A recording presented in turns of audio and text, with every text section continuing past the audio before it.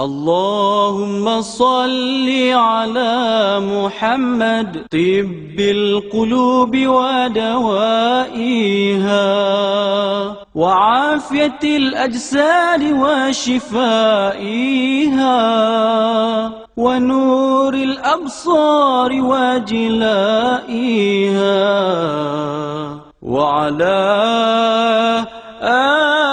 آله وصحبه وبارك وسلم. الحمد لله وكفى والصلاة والسلام على عباده الذين اصطفى خصوصا على أفضلهم وخاتم النبيين محمد الأمين وعلى آله وصحبه أجمعين وبعد.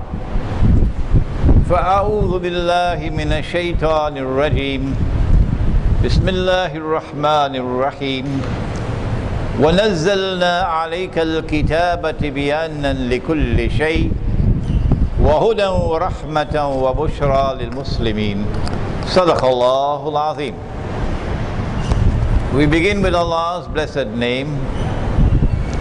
We praise Him and we glorify Him as He ought to be praised and glorified. And we pray for peace and for blessings on all His noble messengers, and in particular on the last of them all, the blessed Prophet Muhammad sallallahu ta'ala alayhi wa sallam.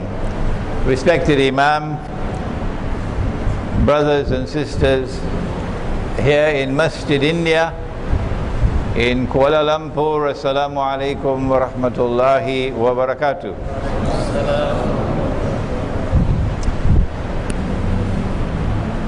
It is something very strange indeed as we address you tonight on the topic of the future of Islam in India, Pakistan, Bangladesh, Kashmir.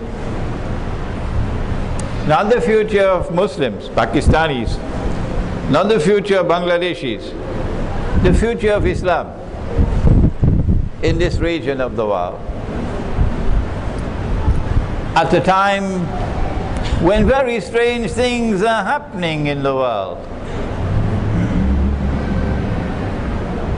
very ominous things, dangerous things are happening in the world. It is clear for those who have been studying what's happening in the world that we are now located at a very, very dangerous moment in history. That in the same way you had the First World War 100 years ago, and then you had the Second World War about 70 years ago, that we are now located at that moment in time when the world war of world wars is about to take place, about which Nabi Muhammad alayhi salatu wasalam had prophesied. But he didn't call it world war. But the politicians in Pakistan and the politicians in Bangladesh and the politicians in India don't study this subject. Politicians don't study this subject. He didn't call it world wars. What did he call it? Nabi Muhammad sallallahu ta'ala alayhi wa sallam spoke about the malhama. The malhama, the great war. So First World War and Second World War were only preparation for what is now about to occur.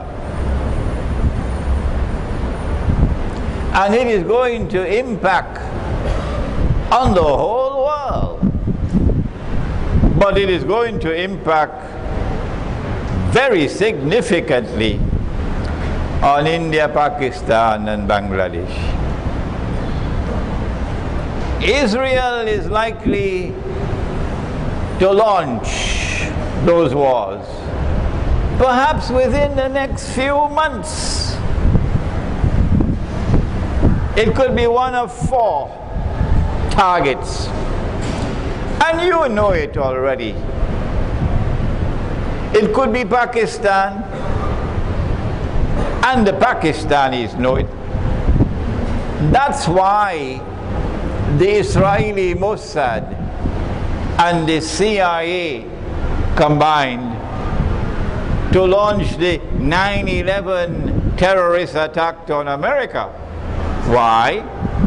Because they wanted to get an opening into Afghanistan, so they could send a few 100,000 troops into Afghanistan, so they can use Afghanistan as the base to destabilize Pakistan.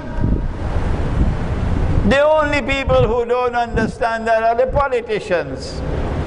Everybody else understands that. Because if a politician were to say, Israeli Mossad did 9/11, that's it, he's finished as a politician. The Zionists are not going to support him, they're going to finish with him. So the politicians know where they get their roti from. And so they'll know what to say and what not to say. And so an attack on Pakistan was prepared since 9/11, 10 years now. And the attack on Pakistan is meant to destroy Pakistan's nuclear plants and nuclear weapons. Why? Because Israel wants to rule the world. Anyone who has studied the Quran and Hadith properly would know that, because they study the subject of Dajjal. You have read my book, Jerusalem in the Quran, have you not? We have it in English, we have it in Bahasa, and I have news for you.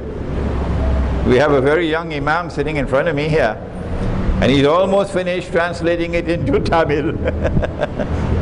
May Allah bless the Imam. So you're going to get Jerusalem in the Quran soon in Tamil. Israel wants to rule the world, so that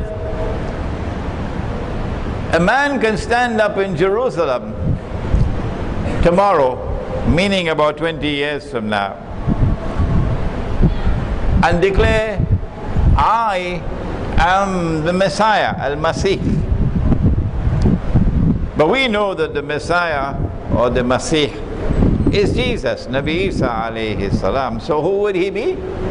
He would be Dajjal. In order for him to declare, I am the Messiah, he has to first make Israel the ruling state in the world. And then he can rule the world and say, I am the Messiah. That you understand already. But in order for Israel to rule the world, Israel has to wage great wars. And that's the malhama that's coming. But Israel cannot wage great wars if Muslims have a weapon with which they can significantly threaten Israel. And so no Muslim country must have nuclear weapons. That's the new religion of Israel. That's the new religion of Zionists. That Muslims must not have any weapon with which they can threaten Israel.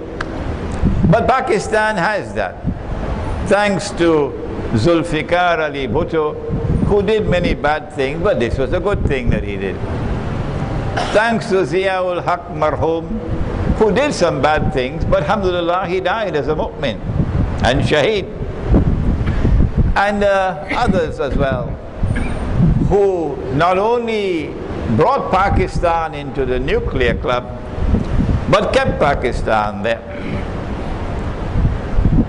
In order for an attack to be launched on Pakistan, to destroy Pakistan's nuclear plants and nuclear weapons, you will also have to break up Pakistan, so that Pakistan can never revive itself. Because the Pakistanis are going to be very angry. Who is going to do that job?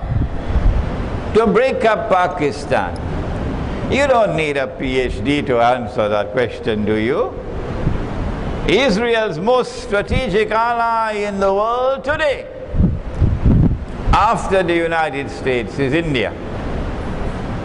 India used to be secular India under the Indian National Congress. But now India has become Hindu India. Not the Hindu India of Gandhi, a different kind of Hindu India. And this Hindu India is joined with Israel in a strategic alliance. And so India is going to play a significant role in that effort to denuclearize Pakistan and to destroy and break up Pakistan into bits and pieces. I believe the Indian Muslims already know that. They know that. And so that is one of the possible wars that's coming. The second, an attack on Iran. You don't have to tell me that Iran is Shia and we are Sunni. I know that. But I don't subscribe to the view that the Shia are kuffar. If that's your view, that's your view. It's not mine. And when they attack Iran, it will not be only for the possible threat of nuclear weapons in Iran. No. They have another target. And that is to remove this government. It's called regime change. Because this government in Iran is a thorn in their sides. It is not willing to bow and bend before Israel. No. Like Libya under Gaddafi, Libya did not bow its knee to Israel. And if you do not bow your knee to Israel, we can send some foolish mujahideen against you. Some fools who call themselves mujahideen. They're fools. And I have said to them, you are fools. You're not mujahideen, you're fools. Because the Quran has prohibited you from entering into an alliance with a Jewish-Christian alliance, which are the Zionists. And if you do that, وَمَن يَتَوَلَّهُ مِنْكُمْ فَإِنَّهُ مِنْهُمْ, says Allah. You've lost your Islam. And so because Libya did not bow to Israel, that's why they attacked Libya. And because Iran is not prepared to bow to Israel, that's why they will attack Iran. And the purpose of the attack on Iran is to try to bring about a regime change so that a new government will come to Iran like the one you have in, what is it called now? The kingdom, the American kingdom of Saudi Arabia? The shameless American kingdom of Saudi Arabia, which has entered into an alliance with the Zionists and has now taken Saudi Arabia to become a strategic ally of Israel. Shame on you. So that's what they do. They want to do with Iran, so that you can get rid of this government in Iran and bring another one which will become an ally of Israel. And that is when the hadith will be fulfilled. You know it? That 70,000 Jews from Isfahan will follow Dajjal. Not this government in Iran. The third possible battleground can be Syria. Because they not only want to bring about regime change in Syria, as in Libya, to get a new government that would be friendly to Israel. They want to do more than that. Israel is an ally of Russia. And if you have read my book on Gog and Magog, you will know that Russia and its allies are Magog.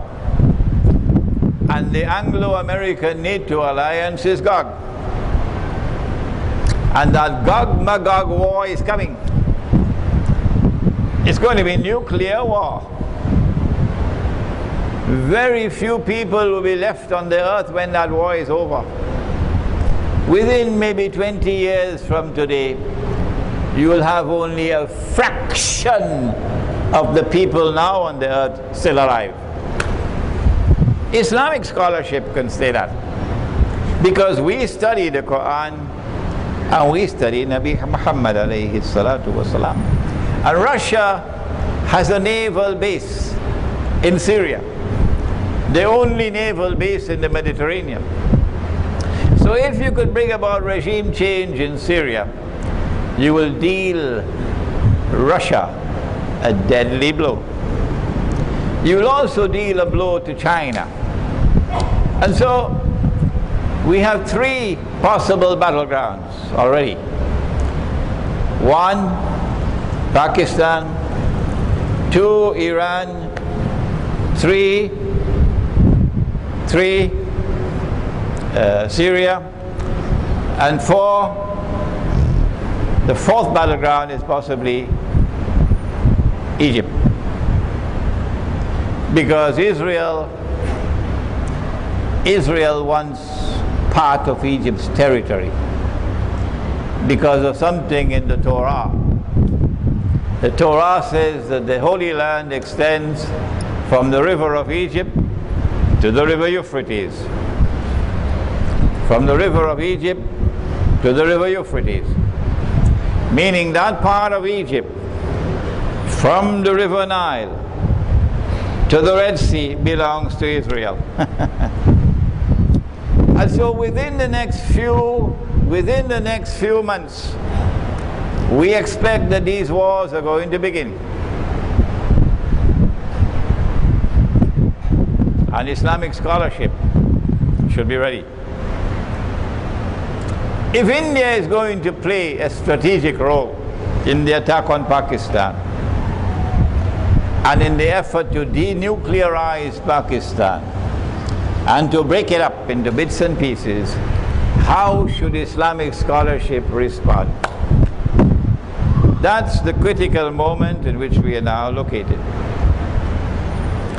Tomorrow night we'll see how it's not only a military threat, but also a political and economic threat.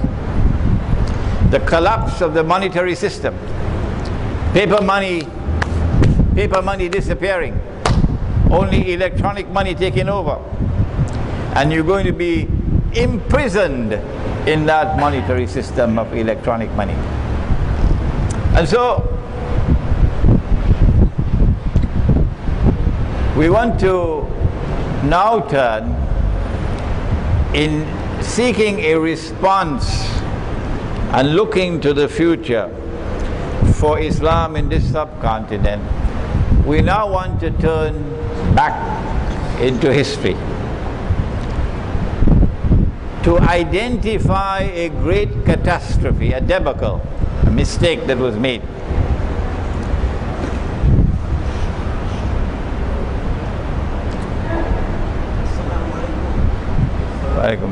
And when we recognize and understand that big mistake which was made when the partition took place, when Britain was decolonizing and the Republic of Pakistan came into being, and then eventually the Republic of Bangladesh came into being, we'll be in a better position, particularly for the Muslims of India, to understand the way forward. And now briefly, because we don't have the whole night,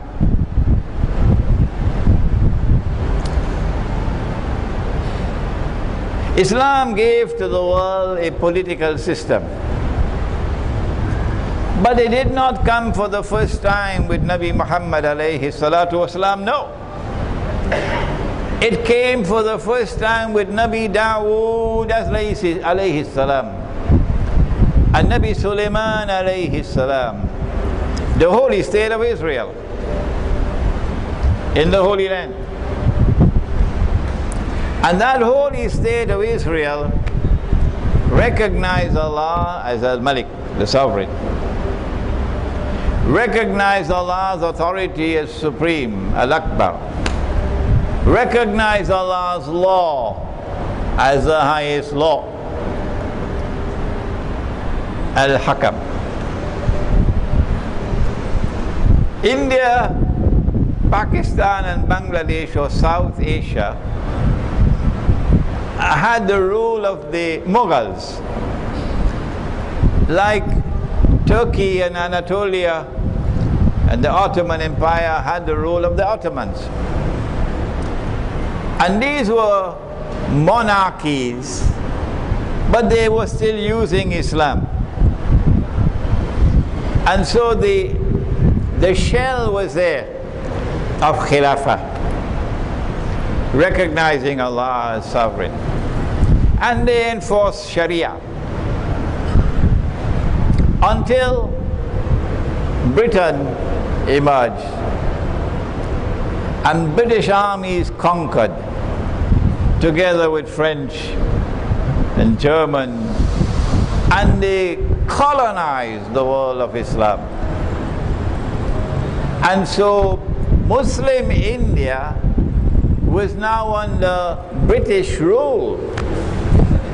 For how long? Maybe 150, 200 years or more. Did this happen by accident? No.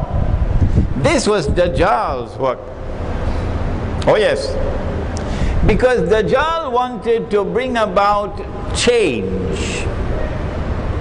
He wanted to cause this entire Muslim community to be imprisoned in a new political system that he had devised.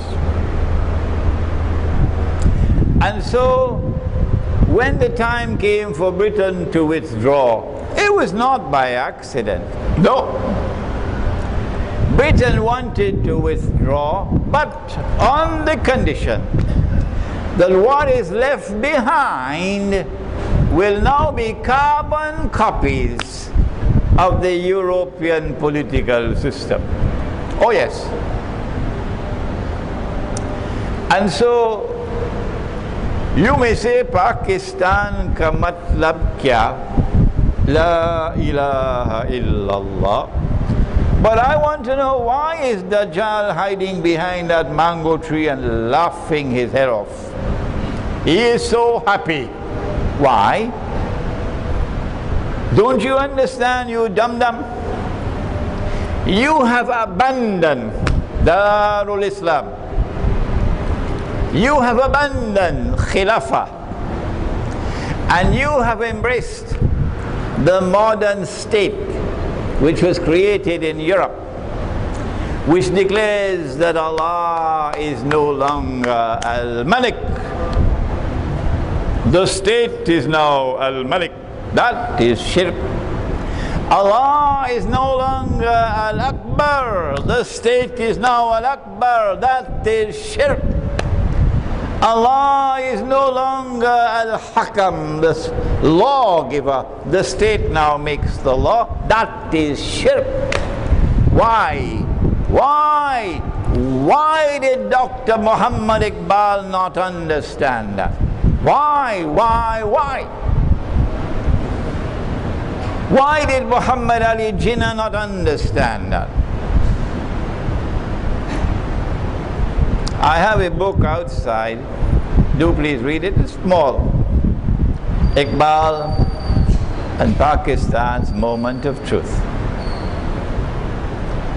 Dr. Iqbal is a great scholar, and I have the greatest respect for him.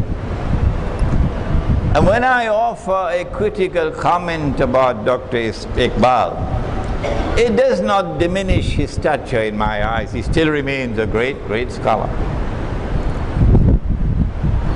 But the blame lies most of all on the shoulders of Dr. Iqbal for not recognizing that the modern political system and model of a state, which was coming from Europe and which Mustafa Kemal embraced in 1922, to replace the Khilafah with the secular state of Turkey, and which he, Iqbal, endorsed, and which he put into his book, The Reconstruction of Religious Thought in Islam. He said that the modern parliament of the Republican state is an adequate substitute and replacement for the Khilafah. What? Did Iqbal say that? But that's nonsense. That the modern parliament of the secular state can be an adequate replacement for the Khilafah? That's nonsense. But because Iqbal had the stature that Iqbal had, Muslim religious thought in the whole subcontinent, illa masha'Allah, went along with the bandwagon to create a modern secular state called Pakistan. You can put on a pagri on the head of Pakistan. You can make Pakistan grow its beard. And you can put Pakistan in Sunnah clothes, it's still a secular state, you dum-dum. It is still a state created on the same foundations as all the other secular states in the world, regardless of what you put in the constitution, because hypocritically nobody bothers about it. And so when Pakistan came into being, Muslim India said goodbye. Muslim India said goodbye to Islamic political theory. They said goodbye to Darul Islam. They said goodbye to Khilafah. And then a new, very strange creature came into being. Never saw him before. First time in my life I'm seeing him. Something called Muslim nationalism. Huh? Never heard of it before. You know, you have German nationalism, huh? You have British nationalism, you have Russian nationalism, Qawmiya. But you don't want to use the word Pakistani nationalism.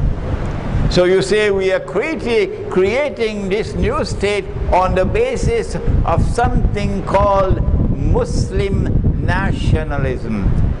What rubbish! Never heard more rubbish than this.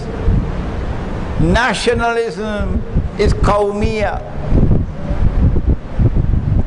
Did they never read the Quran, those who talk about Muslim nationalism, which was a stepping stone to Pakistani nationalism, and then to Bangladeshi nationalism, Bangla nationalism, and then to Indian nationalism? بعد أعوذ بالله من الشيطان الرجيم يا أيها الناس, O mankind, إنا خلقناكم من ذكر وأنثى, we created you from a single male and a single female. وَجَعَلْنَاكُمْ شُعُوبًا وَقَبَائِلًا, and then we caused you to emerge as nations and tribes. Yes, Allah recognizes in the Quran the existence of nations and tribes.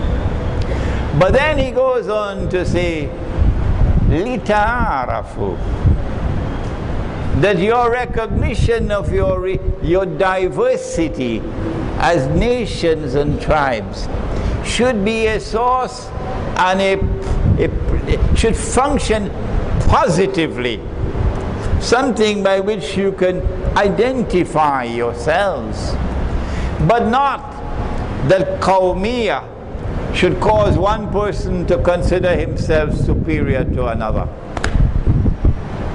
That's a disease. Allah goes on to say, Inna akramakum indallahi atqakum. So yes, we want you to preserve your tribal identity. We want you to preserve your identity as a nation, but not to use that as the foundation for a political system. That's wrong, because that is superiority and inferiority. And so nationalism as a political system is not a part of Islam. And that's what they did. They created Muslim nationalism. And so when Pakistan came into being, guess what happened? When Pakistan came into being, they got Punjabi nationalism on their backs. And then they got Balochi nationalism on their backs. And then they got Sindhi nationalism on their backs. And then they got Pashtun nationalism on their backs. And the people who migrated from India to Pakistan, then they got Muhajir nationalism on their backs. So Pakistan broke up into so many different nationalisms. And then you had the rivalry between nationalism on this side and Bangla nationalism on that side, leading to the birth of Bangladesh. And so, if there is a future for Islam in that part of the world, it will be a future only for those, not for the part-time Muslims, and most certainly not for the politicians. If there is a future for Islam in India, Pakistan, Bangladesh, Kashmir, it will be a future only for those who can make tawbah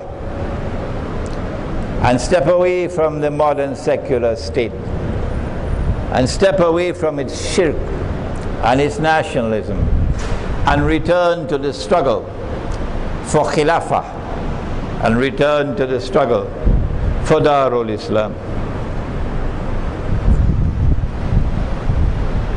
That is the debacle that occurred about 60, 70 years ago when Pakistan came into being and then Bangladesh came into being.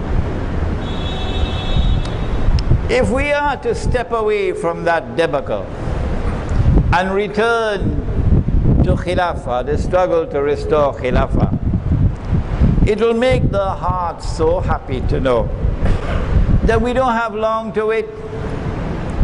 My guess is probably only another 20 or 25 years. And Khilafah is coming back with Imam al-Mahdi.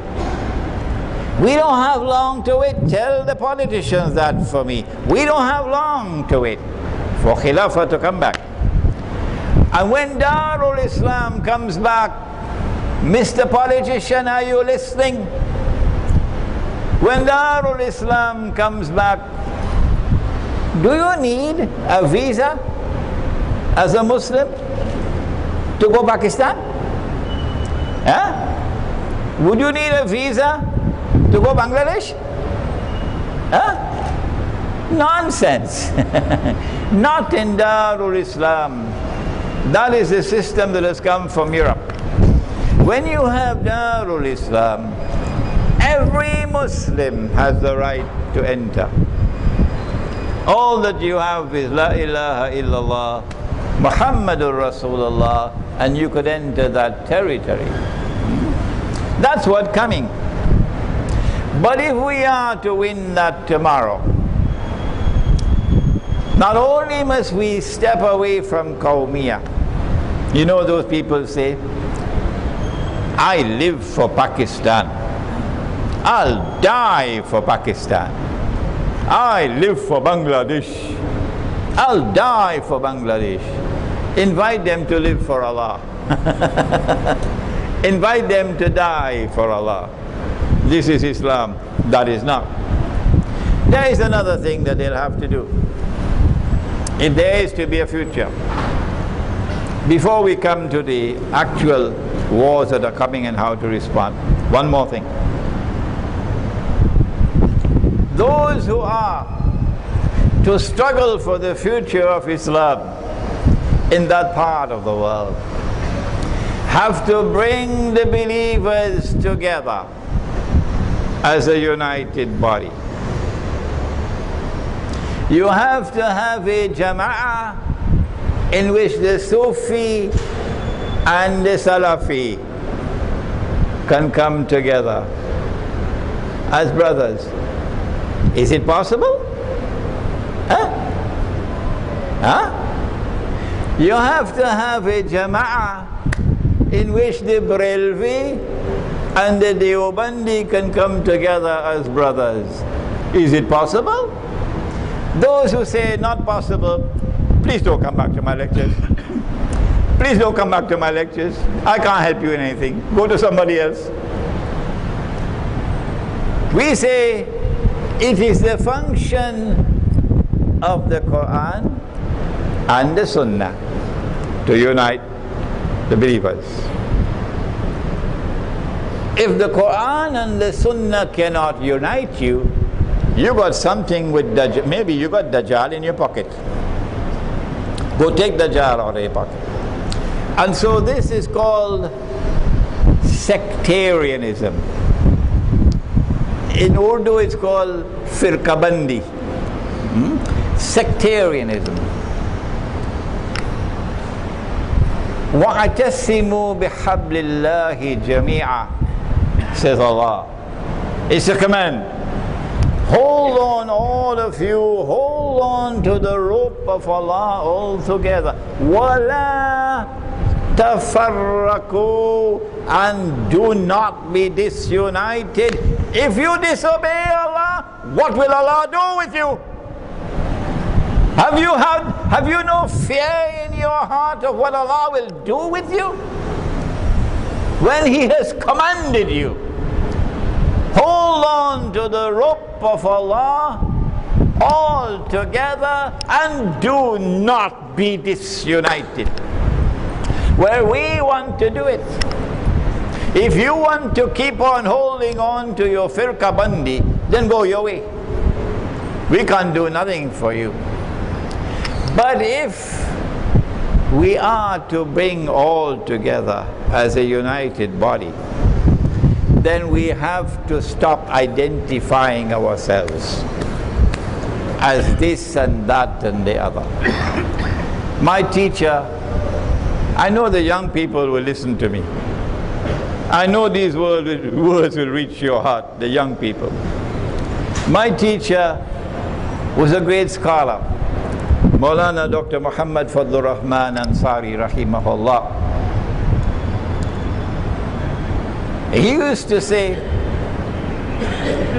I am not Deobandi, and I am not Barelvi, and I am not Ahle Hadith, and I am not Wahhabi. I am Muslim. These words, I believe, will penetrate the hearts of the young ones. And so, you no longer identify yourself as belonging to any sectarian movement. No, sir, I do not belong to any of them. I'm a Muslim. Number one. Number two, we have to try to bring the believers together in one place. For example, a masjid, for unity. If we are to unite the Sufi and the Salafi, this is my theory, you must let me know what is yours. I say that in the house of Allah, we will not permit anything in the house of Allah, any religious practice in the house of Allah, unless it is firmly founded on the Quran and the Sunnah. You got a problem with that? If I have a religious practice which I perform individually by myself. Huh? That's my business, that's not yours. But when I come collectively, that's different. And if it is not in the Quran and Sunnah, that creates a problem. Like celebrating Miladun Nabi, the birth anniversary of the Prophet Muhammad alayhi salatu wasalam. Celebrating the birth anniversary is not like drinking whiskey, is it? Huh? Celebrating the birth anniversary of the Prophet Muhammad alayhi salatu wasalam, is it like drinking whiskey? No. It's a pious activity. There's nothing sinful about it. No. But it is not based on the Quran, and it is not based on the Sunnah. So if you insist on bringing it into the masjid, it will create fitna. Fitna. So in order to achieve the unity that we want amongst Muslims in India, Pakistan, Kashmir, Bangladesh, it doesn't matter what passport you hold. I'm only concerned that you're a Muslim. We have to take religious practices which are not based on the Quran and Sunnah out of the masjid for the sake of unity. Do not use the person of Nabi Muhammad alayhi salatu wasalam to divide. Use him to unite. So you can celebrate the birth anniversary of the Prophet alayhi salatu wasalam in private. That's okay. It will not create fitna. Don't bring it in the public, that's all. And so with this formula, we will be able to resolve the problem of sectarianism, which is a disease, like a cancer. This fella, because he is Barelvi, will not perform his salat behind that imam. Tabule. Huh? And that one will not perform his salat behind this imam. Huh? And this one saying those are kuffar, and that one saying these are kuffar, and these are mushrikun. Looks like a pilau to me. Huh? A biryani going on here. Huh? You're not going to achieve unity this way. And so these words are going to reach, I know, will reach Pakistan. This lecture will reach Bangladesh, it will reach India, it will reach Kashmir, inshallah. And these words are meant particularly to the young. To the young. Do not bring into the masjid, and do not bring into the public life any religious practice which is not based on the Quran and the universally accepted Sunnah. And in this way, the Quran and the Sunnah can unite us all. If you want to do something by yourself individually, you can do it in the masjid, privately. And if you want to have something privately, you can do it in your home, privately. Now then, now that we have dealt with number one, that catastrophe of abandonment of the Khilafah, abandonment of Darul Islam, an embrace of the modern secular state which came from Europe. Thanks to Dr. Iqbal, may Allah forgive him. He is the architect. Because of him, so many others were misled. We now recognize that we have to distance ourselves from that catastrophe. And the heart of the believer must turn away from the secular state and turn back to Khilafah and turn back to Darul Islam. Secondly, we have to denounce and separate ourselves from nationalism. It matters not to me whether it's Malay nationalism or whether it's Punjabi nationalism. It's just as bad. It's just as bad. Innamal mu'minuna ikhwa. We are all brothers. None is superior to the other, based on race or tribe, or based on color and size. And then we turn to sectarianism. And we said this also is a cancer. Now what do we do? What do we do? Israel is going to strike. Probably within the next few months. And India is Israel's most strategic ally in the world after United States. This poses a serious predicament for Indian Muslims. And we have Indian Muslims sitting in the gathering here. And because the attack on Pakistan is pre-planned, we know it's coming. And the plan is to create an independent Balochistan, which will be another Libya, a Zionist state. And take part of Sarhad and put it into Afghanistan to make a greater Afghanistan, Bakhtunistan. And take that part of Pakistan which is called Azad Kashmir and make sure it goes back to India. And take part of Punjab and part of Sindh and absorb it into India. And maybe even create Karachi as a city-state. What remains of Pakistan would be bits and pieces that can easily be controlled by India and will now exist under Indian hegemony, political and economic and even cultural. Since we know that this is coming, what do we do? Well, the first thing I would do, if I'm in Bangladesh or in Pakistan, is to get out of the city. Because the city is going to have anarchy. Supplies of food and water are going to be disrupted. Electricity supplies are going to be disrupted. And this is not like the homogeneous city of Sarajevo, under attack for 3 years. Siege. No. Karachi is the most vulnerable of all. If Karachi's water supply is interrupted, and India can do it. If Karachi's food supply is interrupted, and India can do it. You're going to have riots on the streets of Karachi. How can't you understand that? All the major cities are going to have riots. And the enemy wants to provoke that.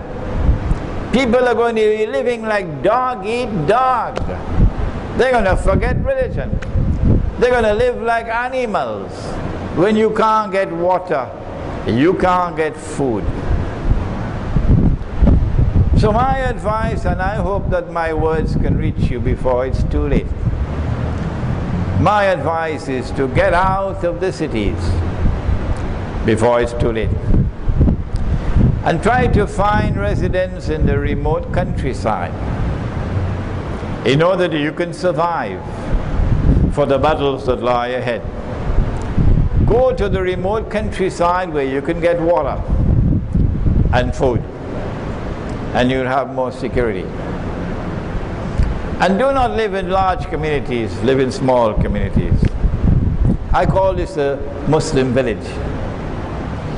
And in order for you to win Allah's kindness and Allah's grace and Allah's protection and Allah's mercy, wherever you go to the remote countryside, you must come together to live in accordance with Allah's law and Allah's guidance. So this will be miniature khilafah. Maybe 50, 100 families will be living as a miniature khilafah. And if you have these communities scattered all over the remote countryside, 100,000 of them, Dajjal won't be able to stomach his food. Dajjal will have indigestion. Because Dajjal wants you in the city. That's where he can easily attack you and destroy you. And destroy your children. So as you move out into the countryside, you will be able to protect yourselves. And you can survive the storm. But while this way forward fits the bill for Pakistan and Bangladesh, out of Dhaka. Dhaka is an unlivable city. Dhaka will have riots even before Karachi.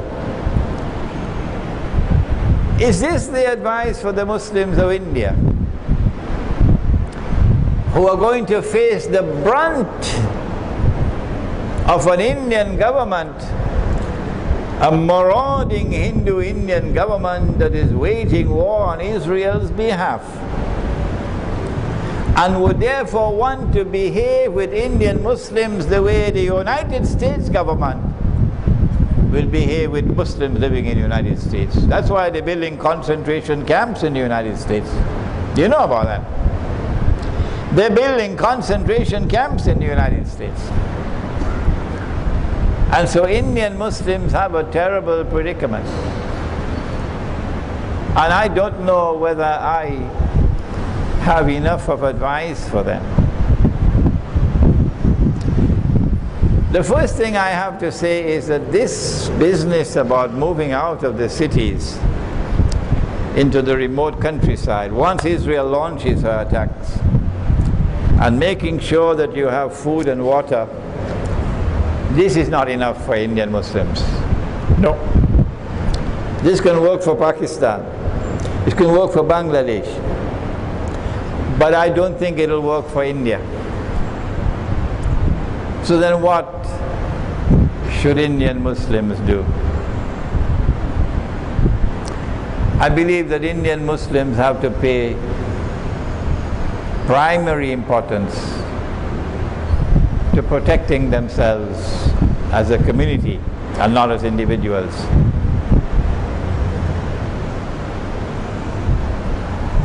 And so Indian Muslims have to come together in large numbers. Numbers which are large enough that if anyone comes to attack you, he can't come with 20 men. No. He has to come with 20,000 men to attack you. I believe Indian Muslims should get out of the big cities, yes. Because the big cities are not only going to be subject to riots, but Dajjal is going to wage biological warfare. Long time it used to be called plague. Now it's called epidemics. And the last place in the world that you want to be when biological warfare starts is in a city. Because you're going to be wiped out. Wiped out. And so I believe that Indian Muslims should try to find a way out of the big cities. Out of the big cities. But when you go to the countryside, you must still maintain a size big enough that if they were to come to attack you, to try to terrorize and to murder people, as they've done so many times in the past, you can't come with 10 or 20 or 200 people. You're going to have to come with an army of about 20,000 or more. And at that time it's going to be an armed conflict. And there are going to be many who will become shuhada. We'll now stop inshallah for Salatul Isha. And then I have a little winding up to do, and then you have your question and answers inshallah. Bismillahi awwaluhu wa akhiruh.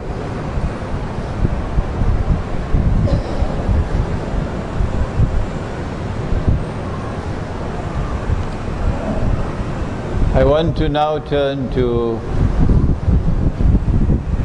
a hadith of the Prophet sallallahu ta'ala alayhi wa sallam connected with India. The word India does not occur in the hadith.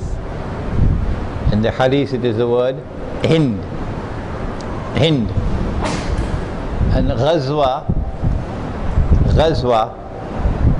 would be wars fought by the Prophet alayhi salatu wassalam.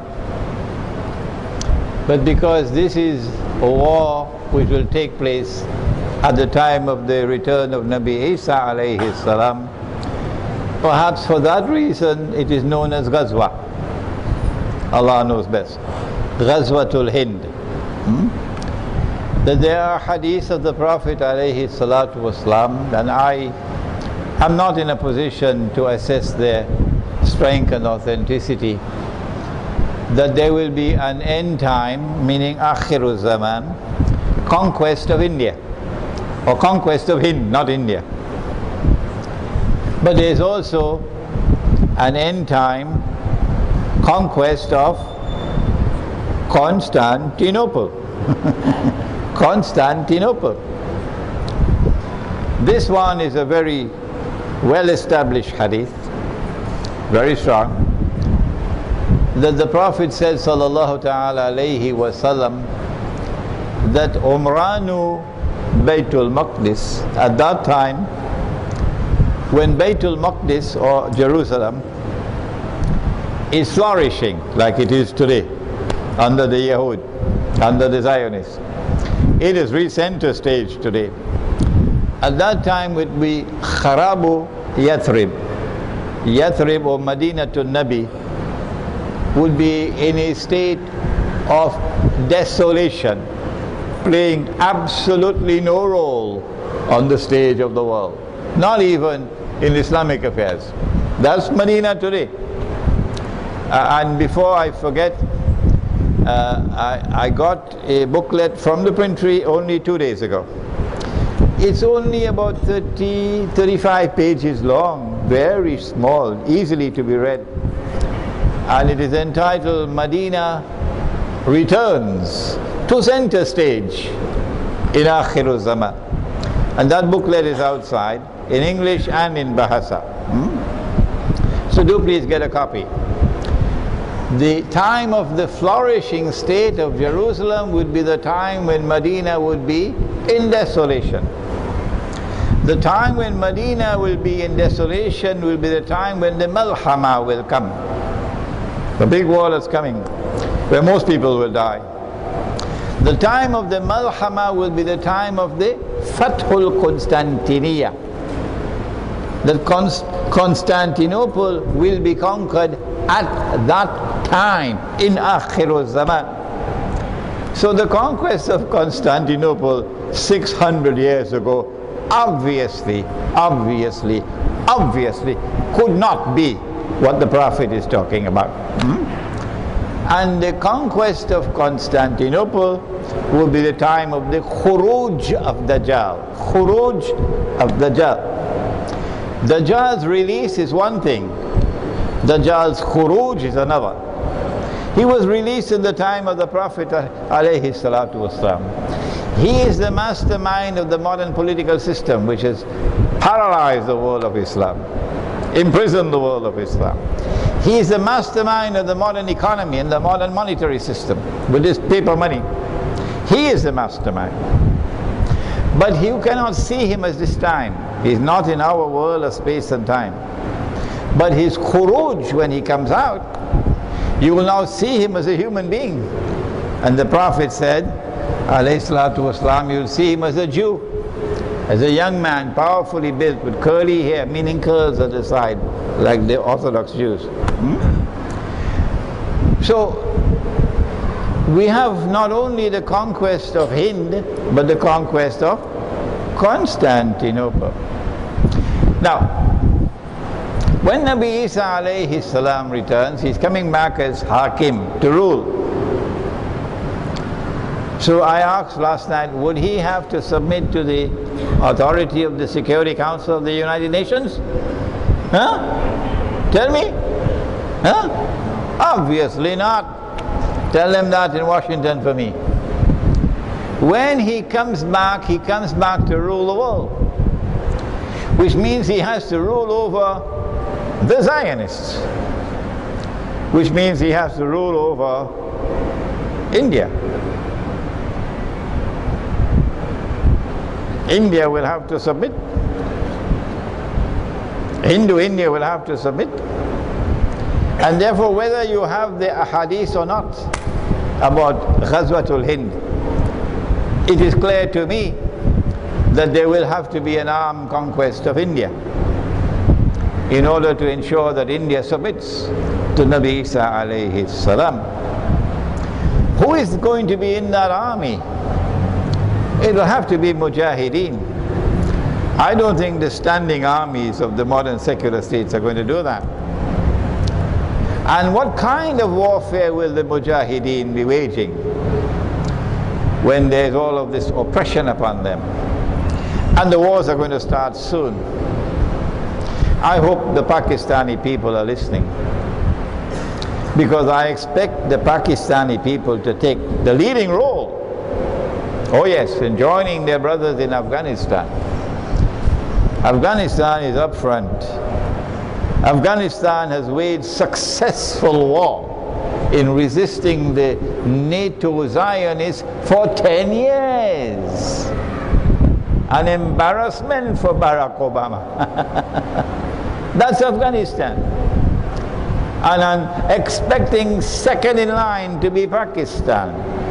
This is why I'm asking the young Pakistani men, get out of the cities. Get out of the cities. Move to the countryside.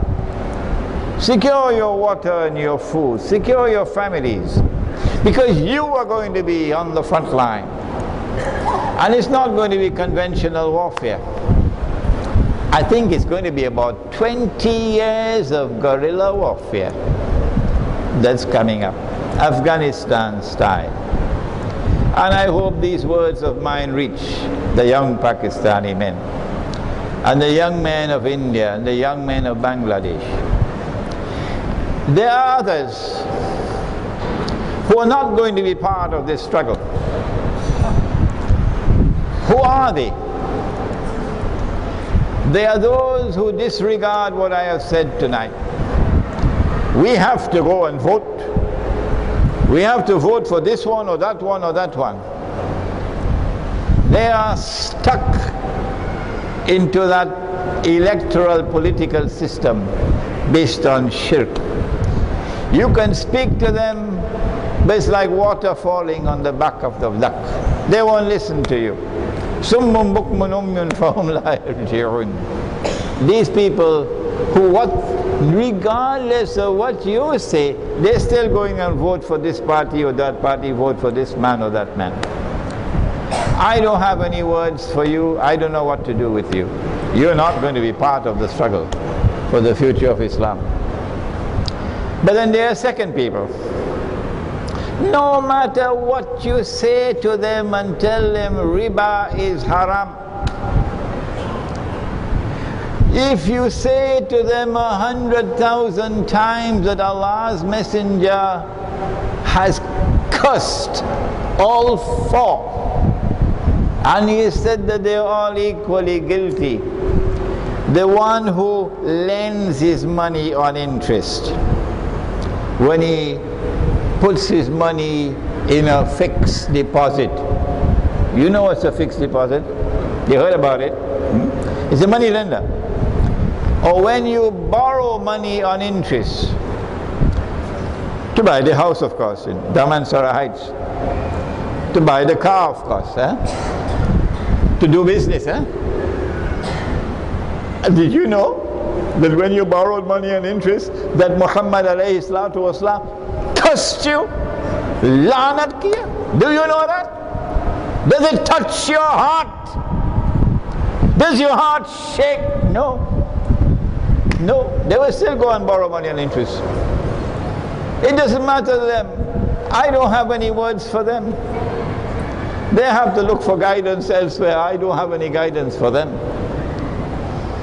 And then there are others, largely ignorant. They don't know. Because the ulama have failed. They have not taught the subject.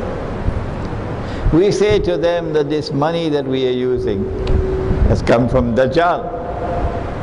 And they look at you as though you come from Mars or Venus. This paper money has come from Dajjal. This paper money is meant to take you into slavery. They can't understand that.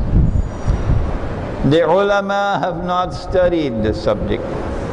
But the ulama want to get Dow Jones dollars. Oh yes. Get plenty bucks, become advisors for Islamic banks and this and that and the other. But who cares about dinar and dirham? Which Islamic bank in the world has ever raised even a little finger to bring back sunnah money? The money which is in the Quran, the money which is in the sunnah. Dinar and dirham. None.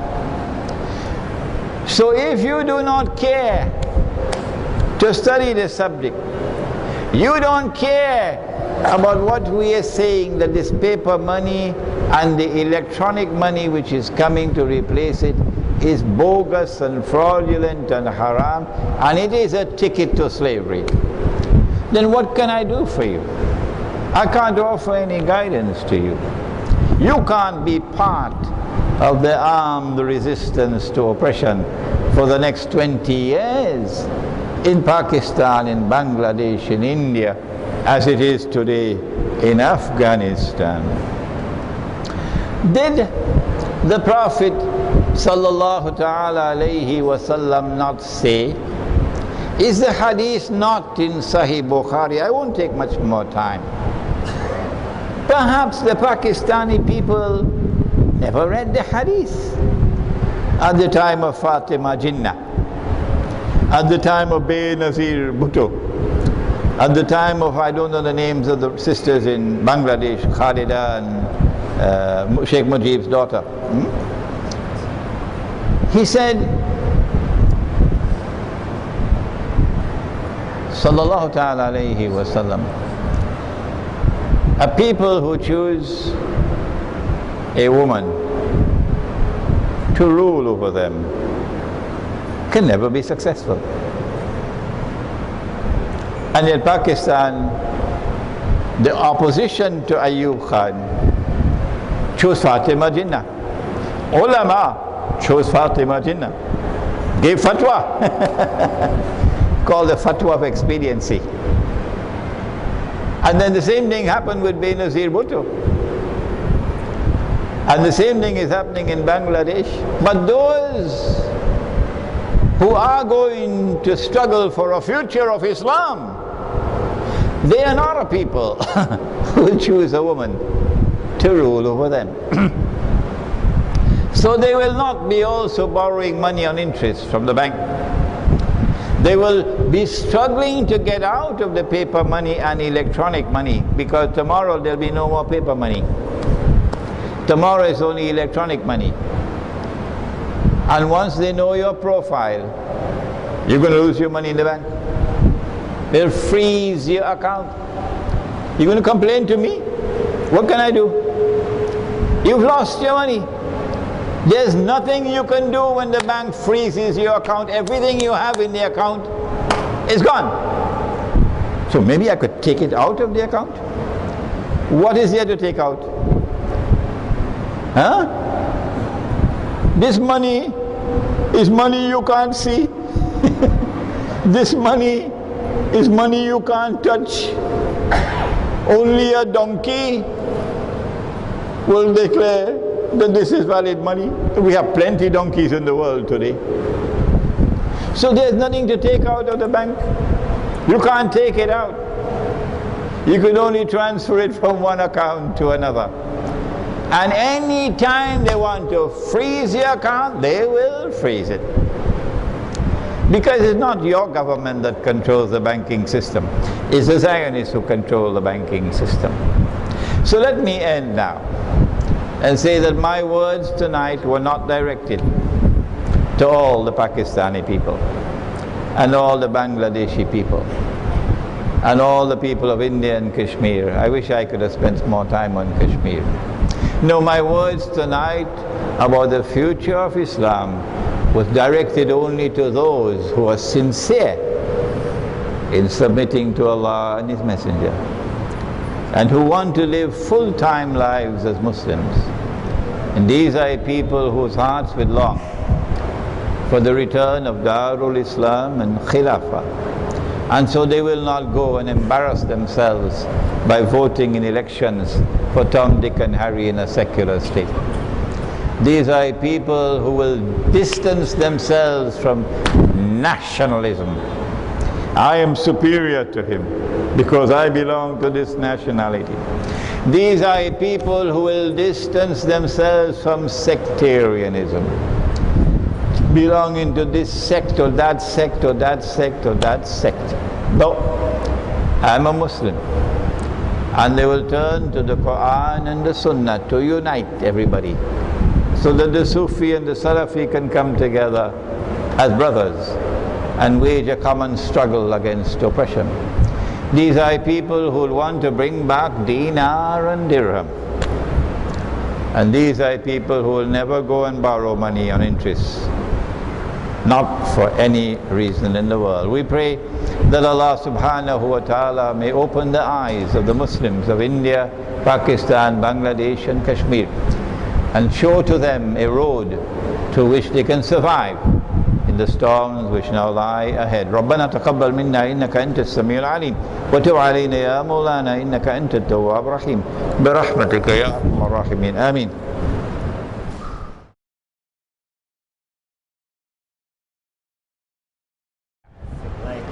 I admire very much the efforts being waged by my brothers in Hizb ut-Tahrir, because they have not abandoned Khilafah and they have not abandoned Darul Islam, and they're still struggling for the restoration of Khilafah and Darul Islam. There's only one difference that divides us, but we're not in any boxing gloves with each other, no, because I show respect for them and they show respect for me. And that is as a result of my study of Ilm Akhirul Zaman, or Islamic eschatology. I have come to the conclusion that Gog and Magog today control power in the world, in consequence of which the only kind of war that we can wage over the next 20 years is guerrilla warfare, Afghanistan style. Guerrilla warfare, Afghanistan style, cannot bring back the Khilafah. No. No. The Khilafah will come back, I believe, at that time when Allah destroys Gog and Magog, Dajjal is destroyed, and Imam al-Mahdi emerge with the return of the Khilafah. That's the only difference between me and Hizb ut-Tahrir. The study of Islamic eschatology, or Ilm Akhirul Zaman, seems to be neglected by our respected Islamic scholars today. Even though there are some efforts on their part to study Islamic eschatology, however, most of their works fail to build a correlation between that subject and the reality of the world today, in many respects, such as politics, economy, social aspects. Could you elucidate why this is happening and how can we overcome this problem? A very difficult question, eh? Very difficult question. I said last night at Masjid al-Ghufran that Islamic scholarship in the world today has failed, and failed miserably, to understand the reality that confronts us today and to respond to it appropriately. Al-Fadilio, you must have heard of him, and the Murabitun, and Imran Hosein, for the last 15 years or more in this country. We have been voices crying in the wilderness. Nobody would listen to us. When we talked about dinar and dirham, and when we tried to explain that this monetary system is bogus and fraudulent, we were in the wilderness until a secular man, he is not a scholar of Islam, is he? Dr. Mahathir? Is he? I'm not aware of that.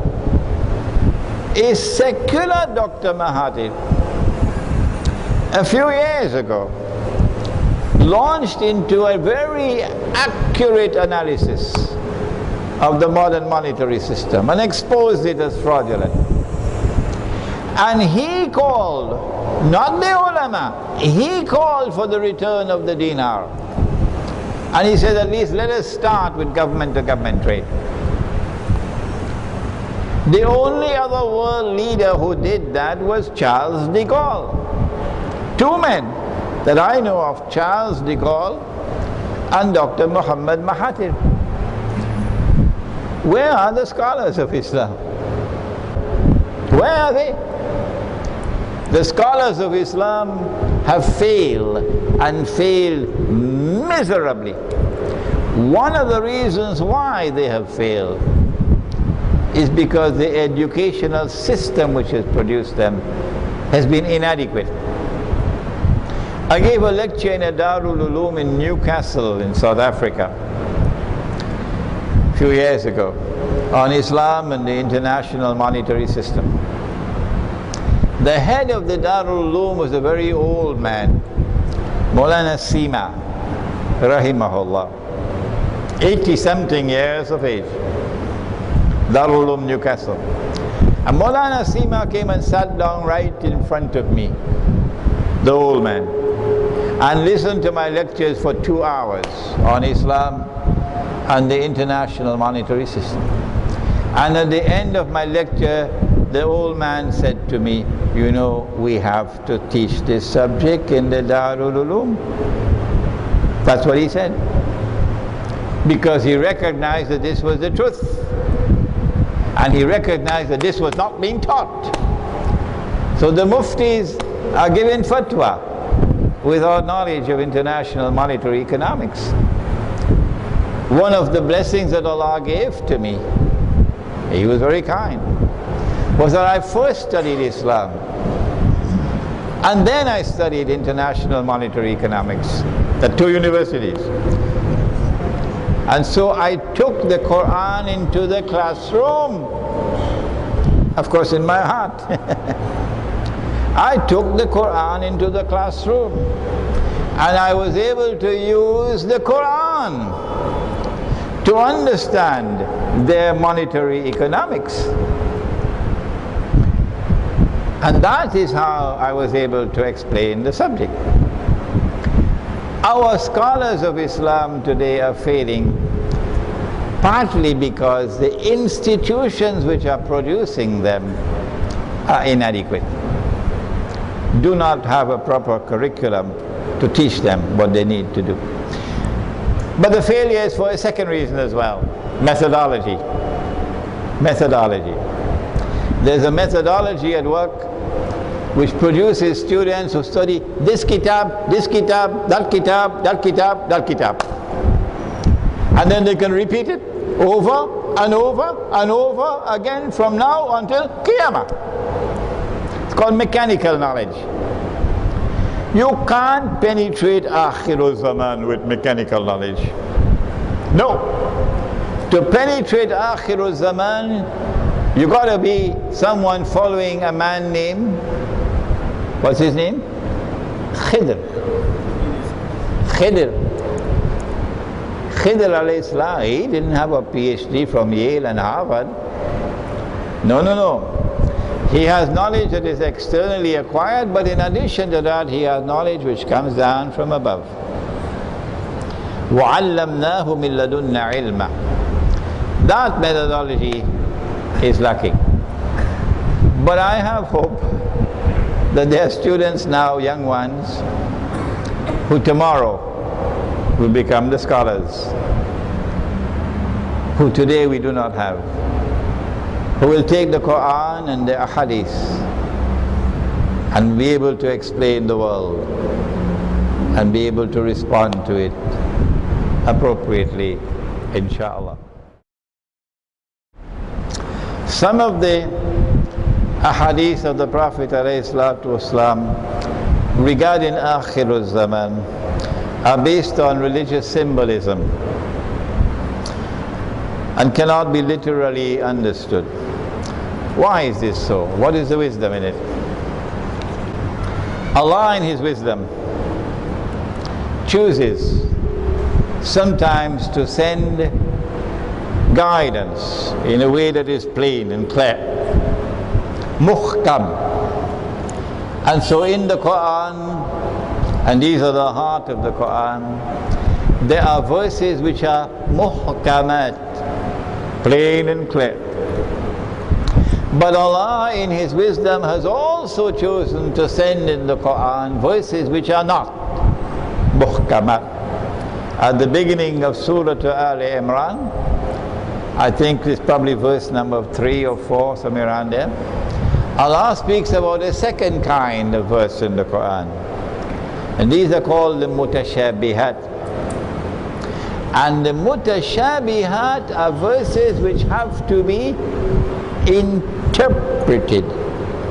You have to have ta'wil. And the only ones who can give that ta'wil of the mutashabihat are those who are rasikhuna fil ilm, people who are deeply grounded in knowledge, not mechanical knowledge. Oh no, rasikhuna fil ilm. People who are rasikhuna fil ilm would be people who see with the nur of Allah. And so Allah has chosen in His wisdom to cause many of the signs pertaining to Akhirul Zaman to be out of reach of mechanical knowledge.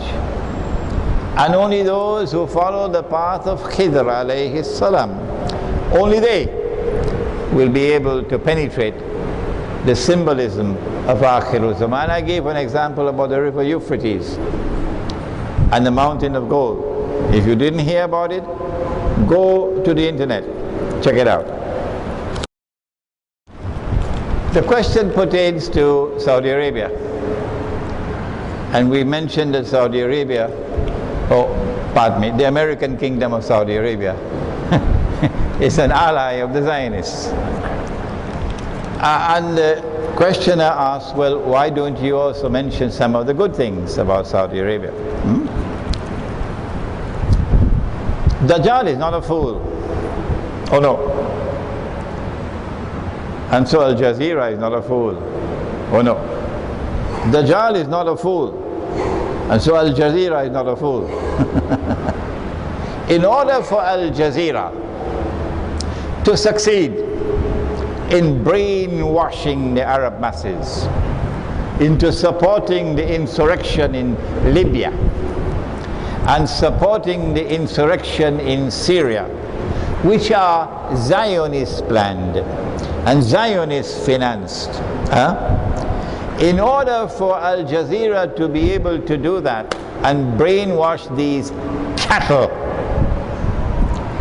Al Jazeera has to have impressive credentials. So if you look at Al Jazeera, I don't have television at home, sorry, so I don't read and look at it. If you look at Al Jazeera, you will find that some of the reporting is excellent. Some of the programs are excellent, better than all the other television programs in the Arab world. Okay? It's the same thing with Harun Yahya. If you look at his books and his documentaries and so on, I believe there are probably 100 Harun Yahyas and not one. You'll find that it is excellently written. The standard is very high. The standard of scholarship is very high. And if you look at the Ottoman Islamic Empire, you see the same thing. The Ottomans like Saudi Arabia. The Ottomans like Saudi Arabia. enforced the Sharia in many ways. And so we were impressed with what they were doing with the Sharia, the Ottoman Empire. But the secret is, you have to give them that 95% that dazzles them, so you can slip in the 5% of pure poison. So the Saudi regime could fool Tom, Dick and Harry, but they would not fool us. If you become an ally of the Judeo-Christian alliance, Allah subhanahu wa ta'ala in the Quran, in Surah Al-Ma'idah, in verse number 51, says to you, you have lost your Islam. That's what the Saudi leadership have done. They have lost their Islam. So they can apply and enforce as much Sharia as they want, and made Makkah look like Las Vegas. But it won't save them from the punishment that awaits them for having betrayed Allah and His Messenger in a monstrously evil way. Okay, that's it. Last question. The question is, why would they want to attack Pakistan? Because Pakistan is a secular state. I answered you. I said, thanks to the effort of Zulfikar Ali Bhutto, and while he did many evil things, we must also commend him for the good that he did. And to the efforts of Zia-ul Haq and others. Pakistan is today a nuclear-armed state. It is the only Muslim country in the world with nuclear weapons. And the Zionists do not want any Muslim to possess weapons which can threaten Israel. That is the reason why, the major reason why, they planned and executed 9/11, so that they could use 9/11 to eventually break up Pakistan. 9/11 gave them Afghanistan, a foothold in Afghanistan. And thanks to people like Musharraf, they were able to consolidate themselves in Afghanistan. And so the planned attack on Pakistan is coming. But I have confidence that the young men of Pakistan, those who have the sense to get out of the cities before it's too late, and go to the remote countryside, secure your families, secure food, secure water, so that you will free yourself to wage the guerrilla warfare that has to be waged for the next 20 years. Is guerrilla warfare, not conventional warfare. We can't face them conventionally. But Afghanistan has shown the way that you can wage guerrilla warfare successfully. And that is what the Pakistani youth will have to do. And I pray that Allah will keep these words in their hearts, that their hearts may respond with a niyyah that we are going to fight. And we're going to wage war to defend ourselves, to defend our families, to resist oppression. And we'll never bend these knees before Israel. Ameen.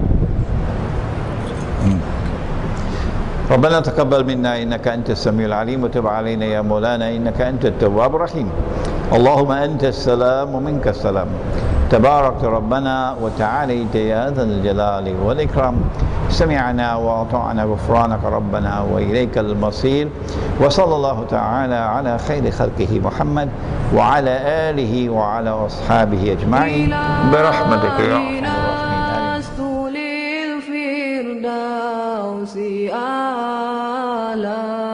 ولا أقوى على نار الجحيم الله فهب لي التوبة واغفر ذنوبي فإنك غافر الذنب العظيم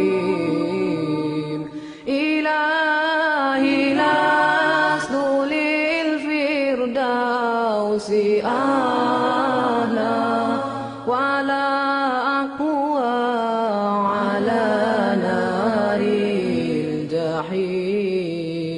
Allah faham beli taubatan waghfir dhunubi fa innaka ghafirudz dzambil azim. Tuhanku, aku tidak layak untuk syurgamu, tetapi aku tidak pula sanggup menanggung siksa nerakamu. Dari itu kurniakanlah ampunan kepadaku, ampunkanlah dosaku.